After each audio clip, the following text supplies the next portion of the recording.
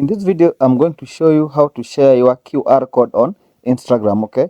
The first thing you need to do is open the Instagram application by clicking on it like this. And guys, if you find this video helpful, remember to like it and subscribe to my channel for more tips like this, okay? Okay, refresh your Instagram application. Now click on your profile picture. It is located in the far right at the bottom, this one here. Then click on share profile, this one here, okay? Now you will see your QR code. This is your QR code. You can either download it by tapping here. You can download the QR code, or you can click on the share button here and choose the people that you want to send the QR code with. You can send it through WhatsApp and everything.